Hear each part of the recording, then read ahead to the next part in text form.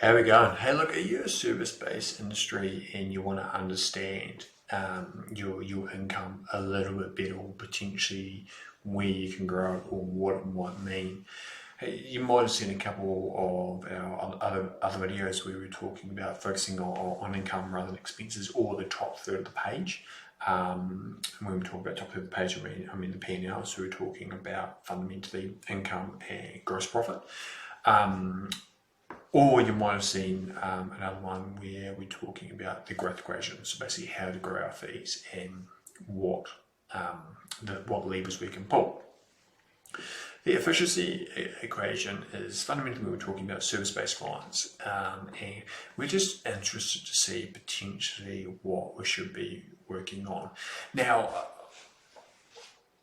I would once again be focusing on the top half of this page. This stuff is important, but in terms of when we're looking at information, we want to be looking at what we've got here. So this is about understanding what income we can generate and potentially why we're not generating the amount of income that we could when we work out these numbers.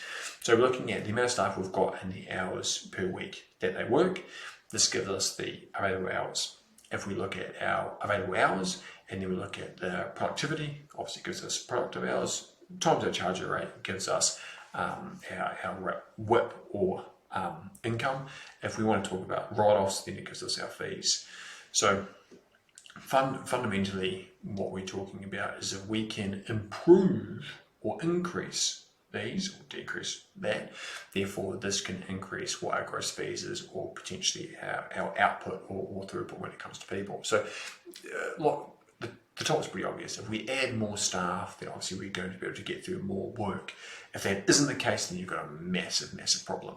It's a bit like if we increase the hours that we work each week, therefore we're going to get through more work, therefore we should be able to bill more. Now, increasing these two actually might not be possible. Like, I don't know whether you know, but getting staff at the moment is pretty hard. And telling Gen Zs, I think, to just work more hours during the week isn't fundamentally the answer. I don't think it should just be Gen Zs. I think in general, the answer isn't let's just work harder. So let's say, for example, we can't change these two. Therefore, there's probably three that we probably need to focus on more. So productivity, how can we increase our productivity? Well, if you haven't been following us for a while, this is a bit that we talk about, I think we talk about relatively regularly. So what systems can you put in place to increase your productivity? Now, if you've been in business 10 plus years, I guarantee you there's a system that you can put in place, or you've already got in place and you're just not using efficiently or effectively. So Xero would be one. I'd be surprised if everyone's using that effectively. If you've got a product like Fergus, I'm trying to think of what it's called, Simpro, something like that, using that to make your life easier, potentially getting through more work.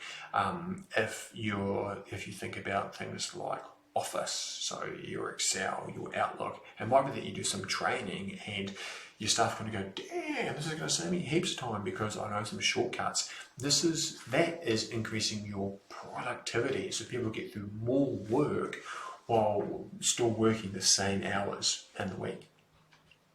If you haven't looked at your charge out rate, then that's something that I would recommend you do.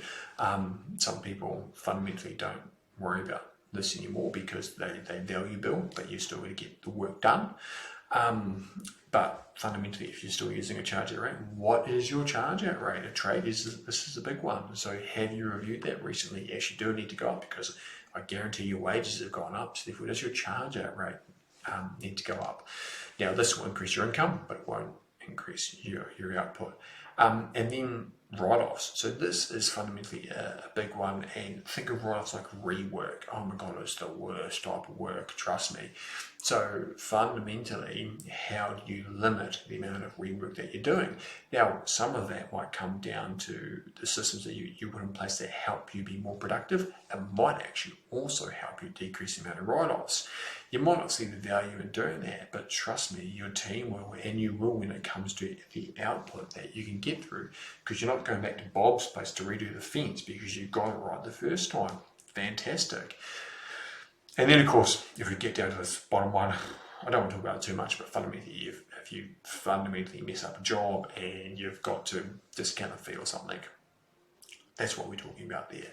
But this is really interesting when you want to understand that top third of your page better. Are you getting the most out of your staff? Are you being productive as possible? Have you reviewed your charge out rates, and do you minimise the rework that you're doing? Something that's really, really interesting. And if you're a business owner and you want to talk about this more, you want to talk about that top third of the P&L, you want to understand your numbers and grow your business, reach out. I'd love to have a chat. Doesn't need to go anywhere, but let's just see if we can work together and potentially make your business better and your life easier. And if that results in more profit, fantastic from my point of view. Hey, look, if you found this interesting, please reach out with any questions or comments, and we will help out where we can. Thanks.